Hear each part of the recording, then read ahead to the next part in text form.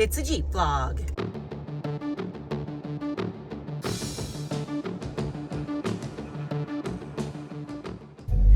Hello and welcome to another Jeep vlog. Because I'm lazy. No, I'm just kidding. I am not lazy. I am trying to pull out of my driveway without getting hit by anyone.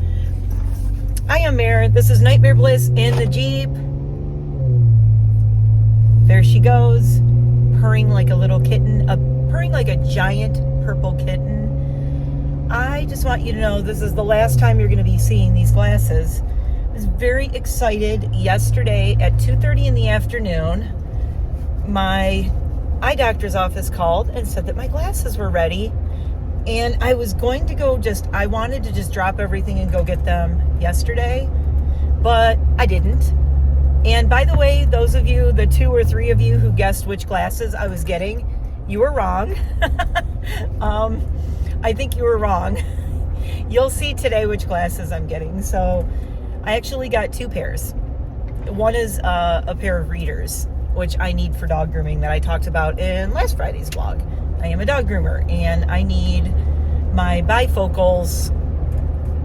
I just need the far-sighted part. You know, I'm very, very, very nearsighted, but I also cannot read very well. So I got separate bifocals because I like to just have glasses just to read. It's the transitional, where it's, what bifocals are. They get annoying for some things, and for dog grooming, they just don't work that well for me. I had readers before, and I loved them, and I lost them once. I lost them years ago, and it was such a bummer. We did everything to try and find them. We knew where we had been. We were out at this mall called Saucon Valley Shops, Promenade Shops. It's a really cool place down near like Allentown, Pennsylvania. My husband and I will have to film there sometime. The Promenade Shops are so freaking cool. And although he told me the Peeps store is not there anymore, which is really depressing. Oh, I have news. You guys are going to die. Okay, I live kind of like middle of nowhere, Podunkville, right? Up on a mountain. No offense to the people who were born and raised here. I don't mean to call you Podunk. I say that with love, with peace and love. Podunkville. I mean, I'm a Detroiter originally. I am from a big metropolitan area, so it was quite a strange culture shock when I moved out to up on a mountain, and where like getting into the closest town, which doesn't have a lot of the big town stuff that you associate with going into town.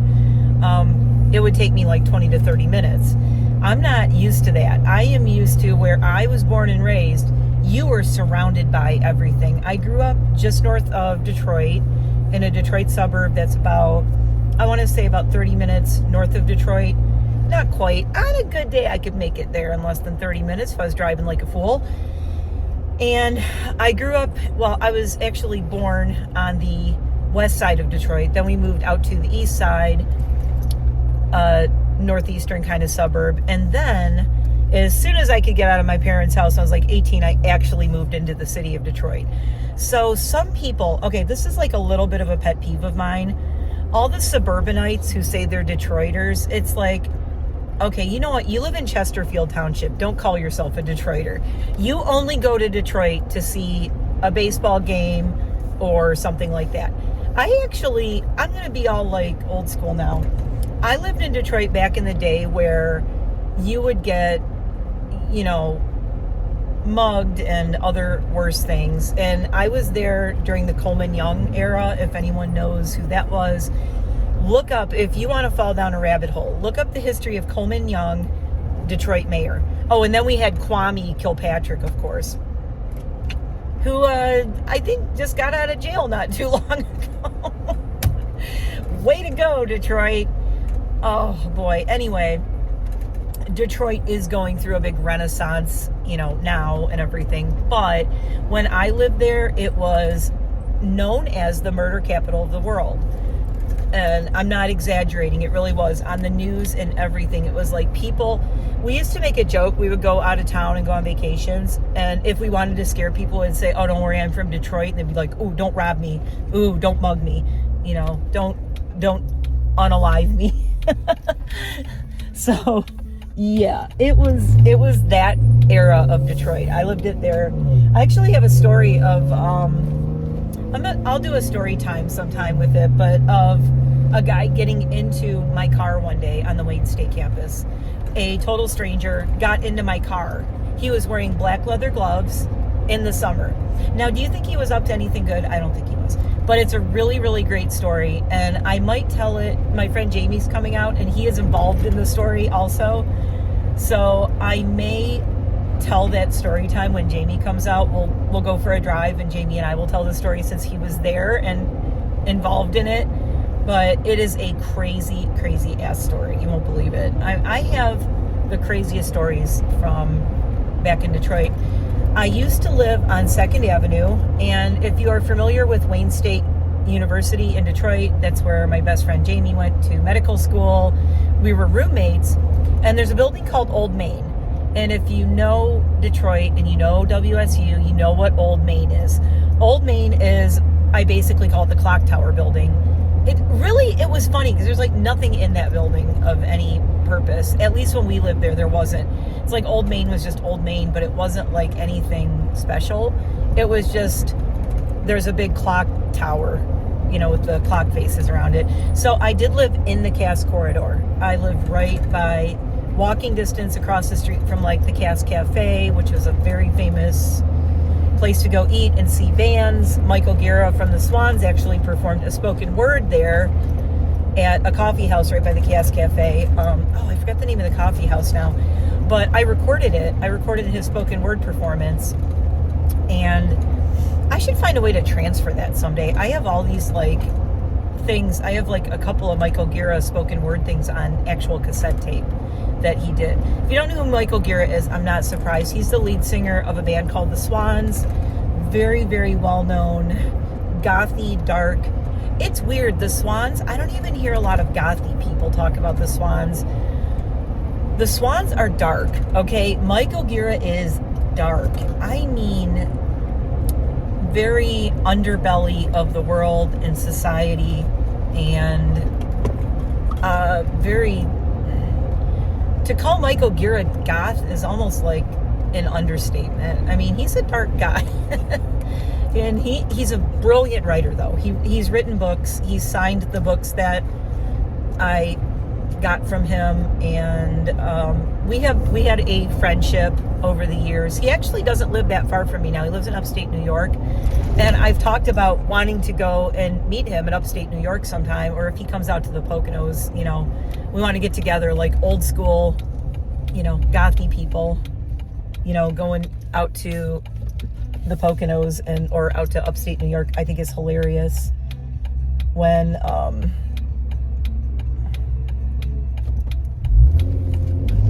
sorry, I'm waiting for my turn. Is hilarious when we were like gritty city people. He originally is from Los Angeles, and a lot of his writing was about like underground Los Angeles. I still, you know, I want to go back and reread his books because I read his books when I was in my 20s, and I almost want to reread them now and be like, how do I feel about this?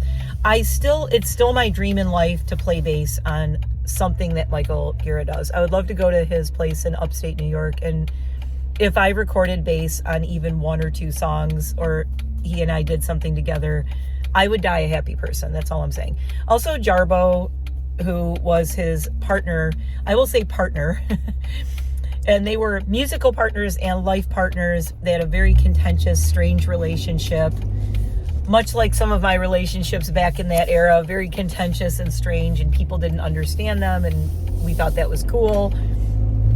Jarvo is the sweetest person on the planet.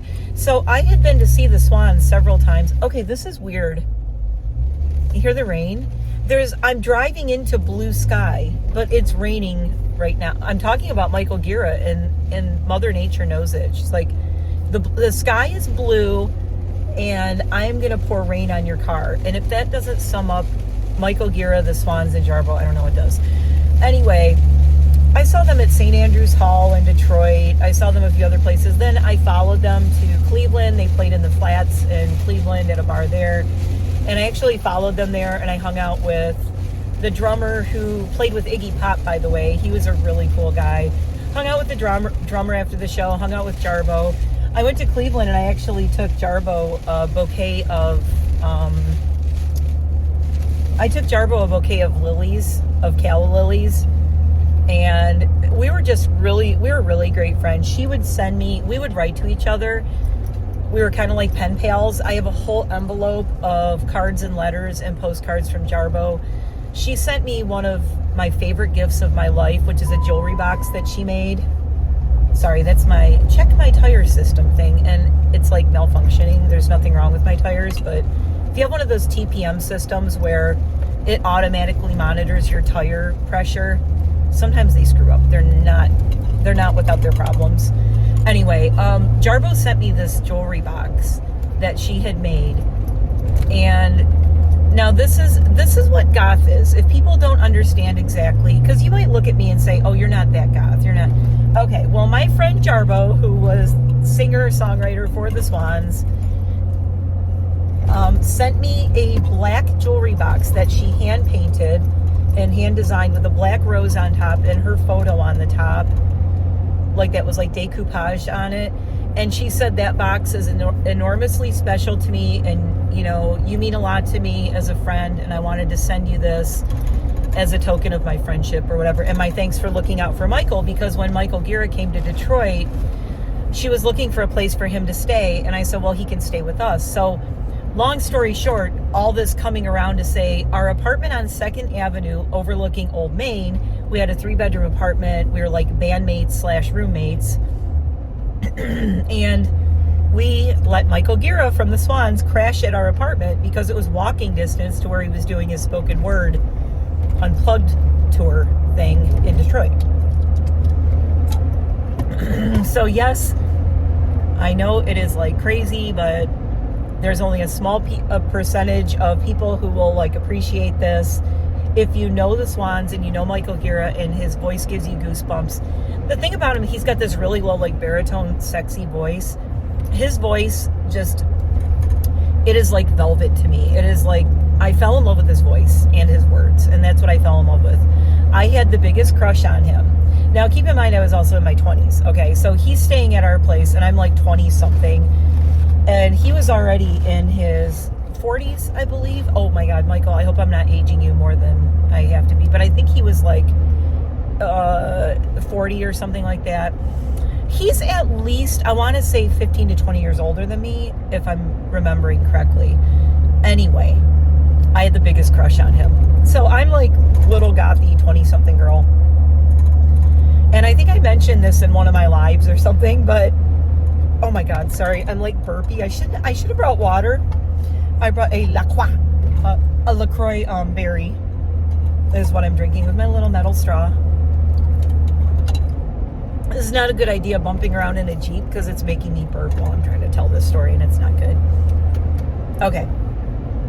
So we're hanging out. He's staying at the apartment. And it was like one of the first times I had met him too. Oh, this was before he stayed at the apartment. But I knew them before they stayed there. And we were at a bar called Finney's in Detroit that became the Blue Moon, that my friends John and Oj, rest in peace John, we miss you. Oj is still around and kicking it, and he's a badass. Love him. And his brother Kurt, who is in Hawaii, who I love, and I'm going to visit. Yes, I'm going to Hawaii to visit Kurt. I've been saying it he moved there like pre-COVID, and then that screwed it all up, but I will get to Hawaii to visit Kurt. And Oj is in Arizona, so we kind of scattered to the winds, but we were all originally Detroiters living in the Cass Corridor. So I go to Finney's one night, and I'm like, oh my God, I can't believe Michael Guevara is here. And I went up to Jamie, my best friend. I said, I'm going to do it. He goes, what? I go, I'm going to propose to him. And he's like, you're crazy. You are crazy. This is the kind of crazy wackadoo I was back in the day. So I'm 22, 23 maybe. I'm trying to remember how old I was at that point. I was less than 25, okay? I was between like 22 and 25. I can't even remember. It's so long ago. But point is, I remember exactly where we were standing in the bar. He was holding a drink, and I walked up to him, and I said, I am like one of your hugest fans in the world. Oh my God, I can't believe I'm standing in front of you. I just like basically worship you. And I looked at him dead in the eyes. I said, I have to ask you a really serious question. And he said, what? And I said, will you marry me? In the middle of Finney's, in a bar, I proposed to Michael Guevara from the Swans. Proposed marriage to a guy that I didn't know except for listening to his CDs and seeing him in concert and everything. I'm like, will you marry me? You are the love of my life. Oh my God, you have to marry me. And now Michael Guevara, you don't see this man smile. Okay, he is not a smiley guy. He is a very broken, damaged man. And maybe that's what attracted me to him. I don't know. I know Jarvo had that attraction too. Like I went through a phase where I was like, broken, messed up, damaged guys, that's my tea, that's my thing. Oh, bring them on. My husband is exactly the opposite of that, and we've been together 22 years. So what does that tell you? Back when I was younger, I had that thing where a lot of younger people don't get this. You're like, you want to be a fixer, you want to fix people, or you're like, I'm the person who can fix you. And then as you get older, you realize people need to fix themselves, right? But that's a whole other tangent. So anyway, I'll never forget that. Michael Guevara looks at me and he smiled, and he put his head down and he smiled, looked at his drink, and he was so, like, he was embarrassed, but he was so flattered. And he was like, I'm so flattered. I can't, he didn't even know what to say. And he smiled and he kind of like was chuckling, and he shook his head and he looked up at me and he said, you don't want me. I'm way too old for you. And I looked at him and I was like, no, that's what I like about you. I mean, he was just this like really sexy, hot, older guy. I mean, and okay, if you see him, anyone seeing him, you'd be like, there is nothing hot or sexy about him. But that's the goth me. He's very gaunt, like, had this like shoulder length hair, like naturally blondish hair. He looked like a California dude, honestly. But what I fell in love with was his brain. And to this day, I love him to death. I mean, I'm not in love with him, but I love Michael Guevara. He was such a huge part of my life back then. So was Jarvo. And to say that people from the band The Swans were such a huge part of your life and they were such good friends to you, they were kind of like, I want to say they were almost like my older aunt and uncle that just inspired me so much musically and artistically.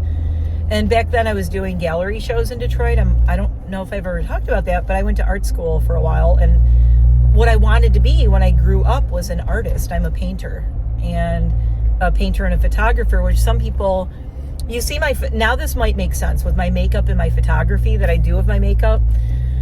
Originally, I've always been an artist. I draw and I write stories. I won Young Author Awards all the time through school, all that nerdy stuff.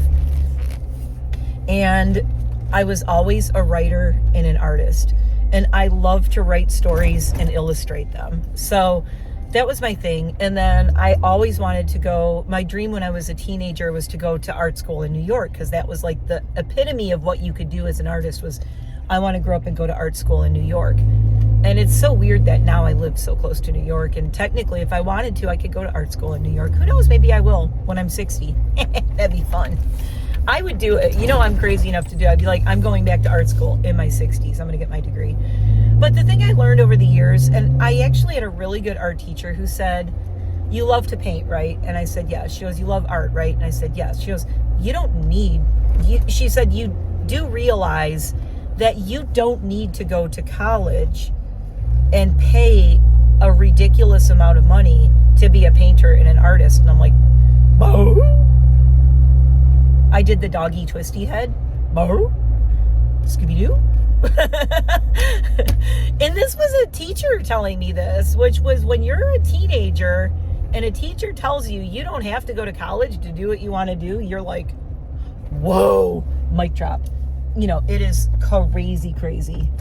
Like, sorry, merging. This person's going way too slow.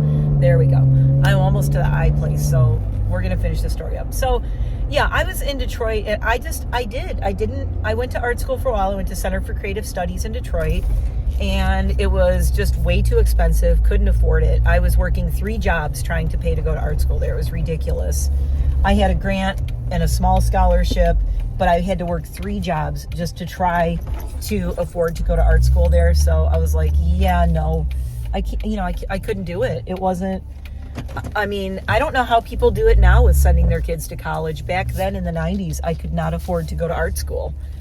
And I have 2 friends who graduated from CCS. Guess what? Neither one of them do anything that has to do with their degree. Their degree did not help them at all in their careers. I have another friend, Dean, who went to Wayne State University, graduated. He's a painter also, graduated with a fine arts degree in painting from Wayne State. Never once used his degree for anything. He became a sound engineer and did sound at bars in Detroit his whole life and worked at studios, engineering. And that's it. So 3 friends. So I dodged that bullet, honestly, but I still managed to do gallery shows in Detroit. I did some shows of my paintings, of my artwork, of my photography. And it's something that I want to get back into doing out here because I'm kind of like a big fish in a small pond in the Poconos. When I was in Detroit and in the city and being an artist and a painter in Detroit, it's a big pond and you're a small fish. Now I'm in a small town where it's very creative. There's a lot of artists, but it's a very small pond. And I come from Detroit where I was like a small fish, big pond. So you get it. So I'm like, if I dive into this pond, I'm going to make a splash if I start showing my paintings. So I'm kind of thinking it's something I might want to do in the future. I haven't talked about it, but as I haven't been uploading as much, I've been setting up studio space out in my garage where my dog grooming is and everything. It's kind of going to be, my dog grooming area is there, but we just, over this past weekend, I didn't upload for a few days this week. I was working on my studio in my garage. So I am going to have painting space, studio space, and all that. I mean, I have easels, I have oil paints, all my brushes. I have tons of stuff. So I do want to get back into painting. I want to do a lot more photography, but I'm more into painting. I'm an oil painter by trade, if you want to say trade. Okay, well, I am at this place. I want to get my glasses, and then I'm going to come back out and show them to you. So that was some crazy stories, though. I don't know, should the glasses be part 2? Because this is going to be a long video. No, it won't be too bad. We're going to upload the whole thing. I'm not even going to edit this. I'm just going to dump this on later, and you guys can watch it in bits or whatever. I'll be right back. Let me go get my glasses, and then we're getting iced coffee and maybe some food. I got my new glasses, and I know you want to see them, but I am at the Dunkin Donuts drive-thru. I am getting an avocado toast with roasted tomatoes, and I am getting a big iced coffee with almond milk because they are out of oat milk. But I can do almond milk, so that's fine. I prefer oat milk, actually, but whatever. I'm not picky. I actually just had almond milk all the time before they had oat milk. So as soon as I get my food, and my beverage, I will flip the camera around so you can see my new glasses. My reading glasses are really cute. Now I kind of wish that my reading glasses were also for like at a distance. Although I will probably wear them when I'm filming because I'll be able to see things like read better on packages and whatnot. Oh my God, they're so cute. I can't wait for you to see them. I am dying. Oh, and the crazy thing is, so I'm picking up my glasses. Let me close my window. Whoop. I'm picking up my glasses, and I mentioned that my readers, I was talking about why they needed to be tightened and fit me properly and all that. And I said, yeah, they just, I'm a dog groomer, so I need to make sure they don't fall off. And they're like, oh my God, you're a dog groomer? So I just picked up 3 new clients at my place here. Hold on one second, let me get my food. Ta-da! New glasses! Okay, what do you think? Be honest, I think they're cute. I like them. They're a little, I don't know, something. What are they? A little more girly. Are they girly? I don't know. They feel a little more girly to me. I'm getting used to the fit. They fit a little different than my other ones. And I think they're a little heavier. But I like them. I'm definitely going to get other glasses that... Why is this so low again? There we go. I'm definitely going to get a couple of pair when I can afford it, so that I can switch and have different ones. Because I just... they're like an accessory. I mean, you get bored wearing the same ones all the time. I'm also considering getting, for the first time ever, getting either the transitional ones that go dark, with the sun, like sunglasses ones. I might get those, or I might just get a pair of prescription sunglasses. Years ago, I had a pair of prescription sunglasses, and I really, really liked them. And I want to get back into running and hiking again.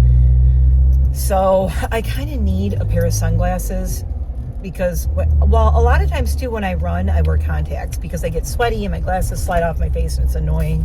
So I will wear my contacts when I run because obviously I don't need to have, readers / bifocals when I'm running or hiking or whatever. I just need to see where I'm going. So, yeah. So I got my avocado toast. Ta-da. And I got a big... She asked if I wanted extra cream in the coffee, and I said no, which is like perfect. It looks like this. It's not super light, but I did say I wanted a little bit of sugar in it, and woo! I think it's mixing in now, but I think it was in the bottom, and oh my God. The first drink I had of this was like, hello, sugar. It's really good though. Yum. Why? Okay, this keeps moving again. I'm having so many problems with my phone doohickey. There we go. The phone doohickey. I still haven't shown that. I need to clean my Jeep as it gets warmer so I can do my Jeep tour. So you can actually see what we're driving around in. And what else do we have to do? A lot of stuff. I'm actually going home and filming some more videos. I filmed 2 videos last night. And I started editing one. I did a home goods haul. Oh my God. I really blew out my checking account in April. My husband was getting so mad at me. I spent way too much money in April. Also in April, I had a $430 dental appointment. I had to put the down payment down on my glasses, which was like a little over $300. Get that appointment. And then I had a doctor's appointment.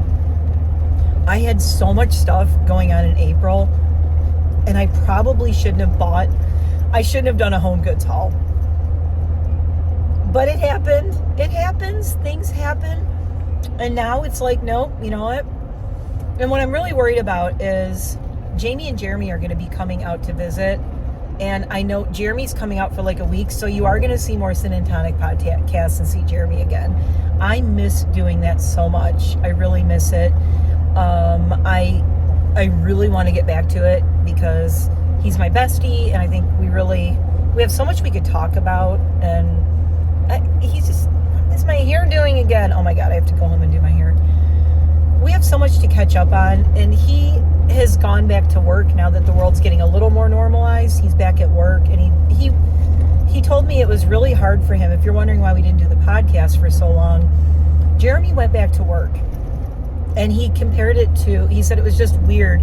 He said he didn't work for so long because he works in the hotel industry. He's actually he does sound for like convention type things and stuff. I don't really know how to explain it, but he's a sound tech kind of guy. And when people come in to do conventions and things, he does all the AV and the sound and all that. So that's what he does at a hotel, or a bunch of hotels actually. There's a few hotels that he goes to and he does that at. So that's what he does. And everything, when the whole, pandemic thing happened, it all shut down, and he didn't work. He was on unemployment for like, a year and a half or something. When he finally went back to work, it was that thing where it was the manager and him and one other guy. So that happened to a lot of people, and it's still going on now where people can't find help and everybody's hiring, and so many people just changed. It really changed the way people like approached life and what they want to do with their life or whatever. People left their jobs and just didn't go back. Well, that kind of happened with Jeremy's job, where people left, and not only did they not have him come back, but because the industry is still building up and people still weren't traveling a lot, and all the big conventions still weren't happening. It's like him and 2 other guys doing everything. So he was working 1,000,000 hours. They were trying to do like 3 people covering everything. And he was miserable. I think it was a couple of, I don't know if you know this, if you didn't watch the podcast or if you're new to my channel, Jeremy, in his spare time, he's the guitar player from my old band, my old roommate of many, many decades, and guitar player to my bass player. And we were in bands together, a band together for decades in Detroit. And he's my bestie. He's basically like my little brother. And Jamie's my big brother, and Jeremy's like my littler brother. And I'm in between in age of the J's. I am the in-betweener. Ooh, should I go? No, I was going to go check my P.O. box, but I don't think I'm going to check it right now. I think I'm going to go on Monday. I'll go on Monday. I'm not going to go today. I want to eat my food and have my coffee. Oh my God, my avocado toast smells so good. I got something that is not conducive to eating in a car, which is good because I'm one of those people, I don't like eating on camera. I feel like it's rude. And I know I don't like that, that hearing people chewing and talking. Oh, I don't know how drama channels even review Trisha Paytas because I cannot stand to hear the way she eats. It makes me cringe. And I know Adam McIntyre tries to review her stuff and he's like, I can't with the chewing and the slapping of her gums and her tongue and everything. It just grosses me out too. I can't do it. I don't know how people do it. I give drama channels credit for having to listen to that because I could not do it. I'd be like, I can't review her stuff or what she's doing because I can't stand to hear her talk and eat at the same time. Also, like, didn't her mom ever teach her, like, it's rude to talk with your mouth full? And my mom taught me that a long time ago. And I feel like, do parents still teach that, you guys? I'm not a parent. Are people still learning that? Because it almost feels like nobody teaches that anymore. It's like a generation or generations of people going, food's falling out of their mouth and they're chewing with their mouth open and like, what is with Rant, what is with the chewing with your mouth open and talking with, I can see the food you're chewing on. It is so disgusting. Nobody wants to see that. Like, who wants to see that? I don't understand it. I don't know how that has become normalized. It is so disgusting to me. Anyway, rant over. Jeremy. So Jeremy went back to work. He was working so much. And his hobby, which I wish he would make into a full-time job, is being a knife maker. Jeremy makes knives. He's actually like a blacksmith. He's a smithy. He's a blacksmith. He makes knives and they are beautiful. If you want to check out his knives, go on Instagram. I'll put a link below. It's Quaker Hill Knives. And it's spelled just how it sounds, like Quaker Oats. QUAKERHILLKNIVES, all one word, on Instagram. His knives are beautiful. And I have been we've all been bugging him for years and years to do a store online or an Etsy store or do something and sell his knives because they are so amazing. And I have a whole bunch of his knives personally, which reminds me I need to get some display things because I want to put them on my open shelving in my kitchen. Every year for Christmas or my birthday or something, usually Jeremy gives me a knife that he makes. And his knife, I actually broke the tip on one of them. I broke one of his knives. It was like a really fine point, and I was trying to open. It was my fault. I'm so stupid. I'm so mad at myself. It was a beautiful knife, and I broke the tip off of it because I was trying to cut something open, and I moved the knife wrong, and it snapped the tip off. And that's no fault to his knife. I was doing something with that knife that was not meant to be done with it. And I'm so mad at myself. When he comes out, I'm going to have to show it to him and tell him and be like, can you remake it? Because the handle and everything was so pretty. And it was so, oh my God. Anyway, so Jeremy's this awesome knife maker. And he does that he was also a painter. Jeremy was going to Wayne State to be a painter, and he is a great painter as well. And when we were roommates and in the band together, we were both painting. Jeremy showed paintings at gallery shows in Detroit, and so his thing, my artsy thing, went into like dog grooming and makeup and all that as well. Jeremy went from being a painter to now he makes knives, so that's his creative outlet. But he was saying that he wants to get back into painting again, and we will probably talk about that in a podcast. I know it might be a boring podcast to some people, but if you're not creative or you're not an artist, you might find it interesting to listen to. I don't know, or not, or don't. Talking about how creativity comes out in different ways and how through phases of your life you do different things. I think of the artist I was when I was a teenager and back in my 20s, and I'm like, ooh. In fact, I think we're going to do a video. I have my portfolio. And it was my portfolio from when I was in art school. I have my projects from art school in there. I have all my artwork that I did since I was a little kid that my mom and dad saved, and I have artwork all through junior high and high school. I actually have all of that. I have saved so much, and I have a lot of my recent, recent in the past 20 years paintings and things. But I do want to get back into it again. I got really into pet portraiture, obviously, big surprise. I was doing that as a business for quite a while before I relocated out here. I had an Etsy store, and I sold dog accessories, like hair accessories, little barrettes and clips and collar bows and things like that. Specialized in like little bows and hair accessories for dogs. And then I started making, like, for myself, like fascinators and, hair things and stuff like that, and branching out into like hair accessories for me and for people. And I would do like matching ones for you and a dog, whatever, like little floral, headbands with floral things and feathers on them and all that. I love that stuff. So I was doing that. I had an Etsy store, and I was actually had quite a booming business back in Detroit right before I relocated out here. I was actually traveling and doing pet expos, and I would set up at pet expos and have like a big table and just sell at pet expos all weekend. Oh, I also did jewelry, like necklaces and bracelets and all that for dogs. Actually, right before we moved out here, I went to Tennessee to a really huge pet expo, and I made enough money to travel to the pet expo, pay for my trip, the hotel, and I came home with a few $100 to spare. And it was just such a great trip. And it was crazy because I did that literally like days before I relocated to Pennsylvania. So I was trying to do that and move at the same time, a major move, and I pulled it off. I still look back and go, how did I do that? I don't know. But I was kind of getting well known in Detroit as with my business. I was on the front page of some newspapers with my business, with pictures of me and the dogs, and a lot of the local papers picked up on it. And it was really cool. And then I moved out here, and everyone's like, well, couldn't you do the business out there? I'm like, no, I was doing the Ferndale Pet Expo. I was doing the Novi Pet Expo. I was going to pet expos all over Detroit. Like, people knew me. And then I moved out here, and they don't have those here. I was in a metropolitan city area, and then I moved out here, and it was like, I'm not close to any big cities. I'm not, and I didn't even know how to do it. Plus, I moved to a new house. I didn't know where I was. I didn't know where any stores were. I didn't have any of my friends or family anymore. My dogs were all flipped out, because at the time we moved out here with 10 dogs. We had 10 dogs back then. True story. We're down to 5 now. It's really crazy.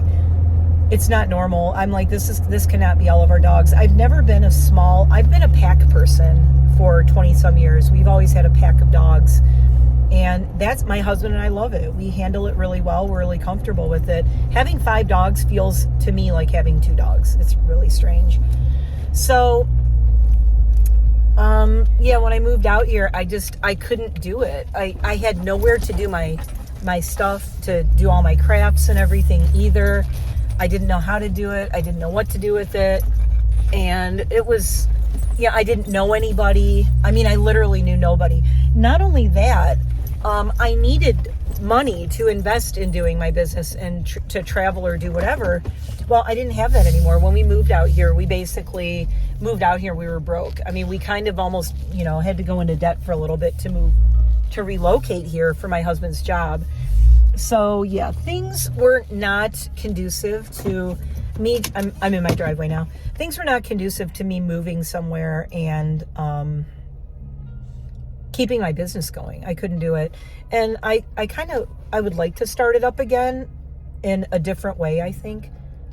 And, maybe do something different with it or branch out or something. But I think I'm going to, I just got a low gas beep. Oh no. Low gas beep means, hi, let's go spend $100 on gas for my Jeep. I don't want to do it. The gas is still like $4.28 here. It's ridiculous. I went by Wawa yesterday. It was $4.28. I'm like, the last time it was $4.28, and I got gas. Luckily, I haven't gone anywhere really recently except to appointments. But the last time I went out, it was $74 to fill my Jeep, and that was with 20 cents off a gallon. I have a big Jeep. It's a Jeep. I've mentioned it before. It's a Jeep Rubicon Unlimited. And the thing is, I have a lot of aftermarket stuff on it. I have the big, huge bumpers. I have a tow strap on the front. I have a full-size spare tire on the back with a giant metal, you know, the really hardcore reinforced thing for the spare tire, because you have to have one for a full-size spare tire, and I have big tires. So my Jeep is kind of a gas guzzler. I hate to say it. I'm very like earthy, crunchy. Oh, look at my little, in case you're wondering. This is my little key thing. Isn't it cute? Look at that. So this is from Shaka Dog Hawaii, by the way. I need to talk about Shaka Dog one of these days. I really need to talk more about my past and my painting and my artwork and all my dog stuff that I used to do. I had a whole other life before I moved out here. And it's so weird because everybody who knows me out here and everybody who knows me on YouTube, you know me as this person. It's like I had a whole other life before I was here. And I want to say I miss a lot of parts of that life, but I can still do those things and I can bring them back. But I lost a lot when I moved, and I gave up a lot when I moved, but I gained so much more back. So there's things I'm sad about that I missed out on, and that I just think, what if, you know, what if I would have done this or that? But there's things out here that I'm really excited about, that I'm considering, and things I want to do out here. So kind of doing that, you know, manifesting type of thing. And speaking of manifesting, so I have been working on my garage, as I said, and setting up a whole area. How weird is it that I was just talking about my garage and having a whole studio set up in my dog grooming and everything. And it's kind of becoming like what I always wanted Hair of the Dog to be, which is dog grooming, dog training, you know, doggy daycare, me doing my crafts, doing like dog accessories and paintings and portraits of dogs and all that, all in one place, which I always wanted to have that. I always wanted to have a storefront that was a grooming salon that's also my art studio and has all my crafts that I do and things. And just like everything pet, you know, like everything pet. And I mean, not just dogs. I mean, kitties, whatever. I used to groom cats. I don't know if I ever told anybody. I did used to groom cats, which is crazy. I did used to groom kitties. They are not fun to shave. I used to bathe and shave cats at a vet office, and holy crap. I'll end on this, and then you can just ruminate on this for a little bit. When I was working at a vet office, that was when I first started dog grooming, or dog and cat grooming. I was working at a vet office in Michigan, and the vet was basically training me to do grooms for dogs and cats that, you know, like couldn't be groomed. Like you would have to bring them to the vet to get groomed because they were so freaked out. That's how I got into grooming. That's how I got thrown into the deep end of the grooming pool, working for a veterinary office. And the vet was like, I need a groomer. I'll train you to do this. And I'm like, all right. But I kind of was like the girl Friday at the vet office. I did everything. I actually learned how to draw blood. I did set up all the vaccinations. You know, actually put the vaccinations together and put them in the syringes, did all that. I did stock. I did the front desk. I did all the billing stuff. I was kind of doing everything. But then she pulled me out. She's like, you know, you're really good with animals. Let's get you, you know, I need somebody to help with grooming. I will never forget. There were times I just have trauma from being in the grooming area room there was a chow chow that wanted to kill me, and was actually like cornering me in the room, and I had to deal with that. And there was a cat that I was bathing. So this is your last story, and I'm going to go in. Cat I was bathing, and I remember it jumped out of the tub, it got on my back, and it clawed my whole back. So I had cat claws. And I ended up with cat scratch fever. True story. I actually got the actual cat scratch fever from that cat scratching the shit out of my back. I was so sick. Holy crap. So they are not kidding when they talk about that. That's a thing, and it is not pleasant. I got so sick from that cat scratching up my back. It was insane. Oh my God. So, but I did learn how to do like lion cuts and groom cats and things like that. I would like to do that in the future, but it's it's stressful for the cat and it's stressful for the person, for the groomer. And I do have the perfect area and the perfect setup to groom cats. Unfortunately, I'm also deathly allergic to cats. So as much as I would like to groom cats, and I think it's kind of like an art form, I'm worried that my asthma and my allergies would be set off so much that I don't know if I could sustain it. So that's another one of those things. I think I have to let it go. I don't think I'm ever going to be able to really do it. I can't put my health at risk because I want to do something that it's like, it's an art form. I like it. Yeah, but I can't like make myself sick over it. Anyway, manifesting my dog grooming salon I've always wanted to have my own salon, which I might still someday. I don't know.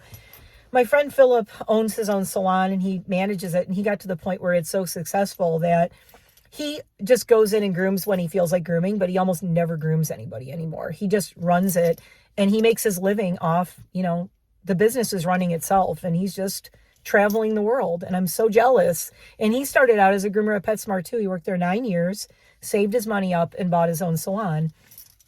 And I'm like, I'm such an idiot. Why did I not do that? But everything happens for a reason, and I have an idea of what I want to do with dog grooming and with a salon. If and when I ever do it, I kind of know what I want to do and how I want to do it.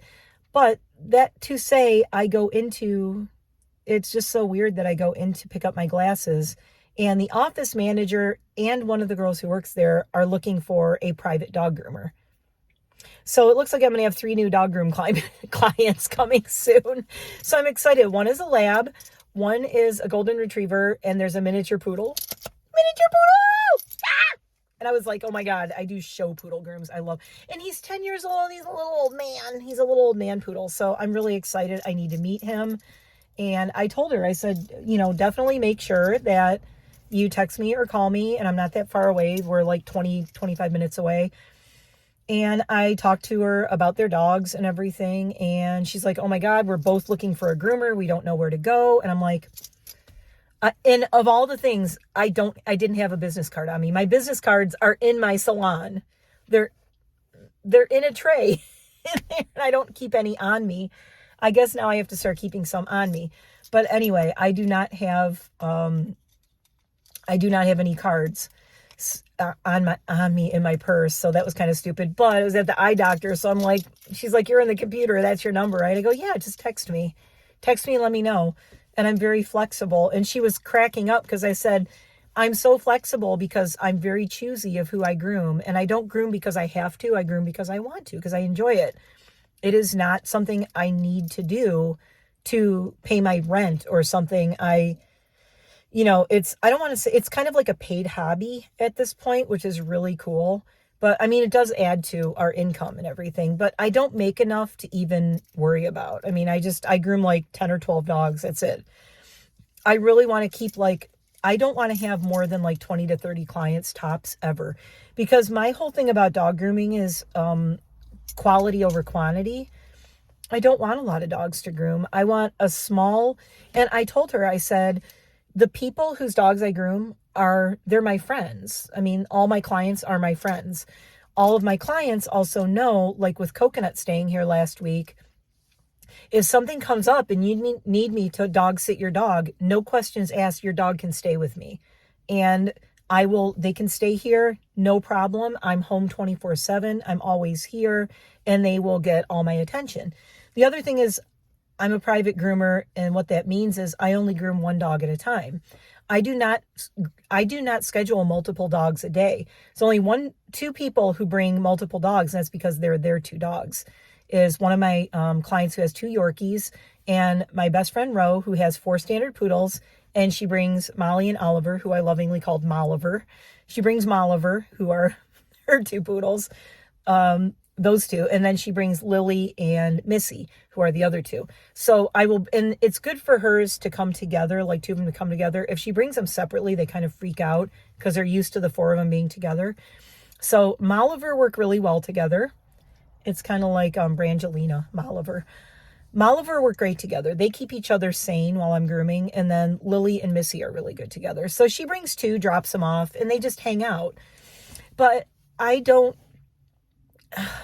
As a person who is a private groomer, only does one dog at a time or the two, I don't crate dogs. I don't keep them locked up. They get to run around my grooming area. You know, when, like, while I'm grooming Oliver, Molly's running around the garage, like having a good old time. And if there's an accident, there's an accident. That's why I have the floor that I have in there. It's easy to clean. It wipes right up. No problem. So yeah, I have a really great setup for dogs. Like, what I want is for the dogs to be comfortable and feel safe and not have any stress, because grooming is already really stressful on a dog, being away from home. And they're like, what's going on? Who is this person? They're touching me all over. I don't want to be touched. That's a private area. Oh my God, what's she doing back there? And, you know, how would you feel if you were a dog, you know? And then you dump them off at a groomer and it's loud and there's multiple dryers going and all this noise and it's crazy. So my grooming area, I've made it very zen. It's very quiet. I have music. You know, I have candles. It smells good. It's very relaxing. There's no other dogs and there's no distractions. So it's just me and the dog, and I'm just showering them with love and support and saying, don't be scared. I'm not going to hurt you. We're going to have a good time. You're going to be fine. You're going to feel so much better when we're done, blah, blah, blah. So yeah, I want the grooming experience to be absolutely stress-free and even pleasant for the dog as possible. And that's why I do this the way I do it. And I mean, I love dogs, and I told them, the lady at the eye doctor's office, they said, I groom dogs because I love dogs. I don't do it because, oh, I want to make big money grooming dogs or something. No, I'm not grooming dogs for the money. I mean, I am, but you know, I mean, I get paid. I have a skill and I get paid for it. But it's not like I'm grooming, you know, 8 days a week because I need the money or something. I groom because I love dogs and because I want to give. It's like me giving back and putting a positive experience in a dog's life and then therefore in a family's life. So it's kind of putting good out into the world in a weird way. I am rambling. This is going to be like an hour-long video. I don't even care. Okay, I'm done. I'm going in. My avocado toast is probably getting mushy. I will see you in the next one. If you watch this to the end and you have a dog or a pet or a cat, put it in the comments. Because I just want, or put some pet emojis in the comments. And then I'll know, like, if somebody watched to the end, I'll be like, everybody will be looking, going, what's with all the weird emojis? So say if you have a hamster or a rat or a bird or a fish, like, put the emojis. And you can put dog emojis. And if they don't have your dog breed, you could put paws and you could put what dog breed is. Or if you have cats, tell me. I love cats. I want a Sphinx cat. I want a Sphinx cat so bad. And Siamese. I am in love, since I was a child, in love with Siamese cats. I would give anything to have Siamese cats and Sphinx cats. I would probably have like 5 of them, but my husband and I are deathly allergic. And if you say, but Sphinx cats are naked, yes, but they still have dander. And the thing that people are usually most allergic to is their saliva, and cats lick themselves all day. And then you touch the cat. That's where the allergies come in. I don't know if you knew that. I know that both as a groomer and from working at a vet and as a person with allergies, the saliva is one of the biggest problems. So, was it Jamie? Jamie, if you're watching this, I had Jamie mention that she got a puppy and they're very allergic. One of the other tips I have, if you seem like you're having dog allergy issues, make sure you regularly wash dog beds, blankets, and dog toys. Use the absolutely fragrance-free, the free and clear shampoos and free and clear dryer sheets. Do not use regular dryer sheets on any of that. You don't want that fake smell in there. I would say maybe once a week wash dog toys, beds, blankets, or covers. And if you can't wash the dog beds, get a blanket that you can cover a dog bed over with. It will really help your allergies a lot if you're washing all of their stuff like once a week. I've had to do that for 22 years because my husband is, in fact, allergic to dogs. He was allergic to dogs when I met him, and he loves dogs so much that he just sucked it up and dealt with it. And the way I deal with it is I'm a clean freak. I'm always cleaning, sweeping, washing everything. But be sure you use, anytime you wash all the dog stuff, free and clear shampoo, nothing with fragrances. Act like it's an allergen thing, because you don't want your dogs laying on things that you've put dryer sheets on. Sometimes they'll break out from it. The chemicals in there, not good for their skin. I've had my dogs break out when I've used dryer sheets, like bounce dryer sheets. I had my dogs breaking out little pimples all over and found out it was the dryer sheets. So make sure you use free and clear everything, but make sure you wash their toys. I don't know if people know this, like wash your dog toys, because if you have somebody with allergies and they're throwing a dog toy or picking it up, the dog's saliva has a lot of allergens in it. And when you keep the dog toys clean, not only are they not gross, but it just helps with the allergies. It helps keep it down. So especially if you have plush toys, you know, that holds a lot of dust, a lot of allergens, blah, blah, blah. So just as much as a pillow or something they're laying on. There's your doggy tip for the day. I'm out of here. I'm going to eat my sandwich. Thanks for watching. Let me know what you think of the glasses. I think they're cute. Moreover, I can see perfectly. So that's the best thing. My other glasses, RIP, I got big scratches on them. I scratched it up last weekend on this side. I was like, thank God I went and got new glasses because those are trashed. You will see my readers in the next video, probably. I'll see you again soon. Comment little animals below. Thank you for watching this rambling ass vlog. This is crazy. I don't even care. It is what it is.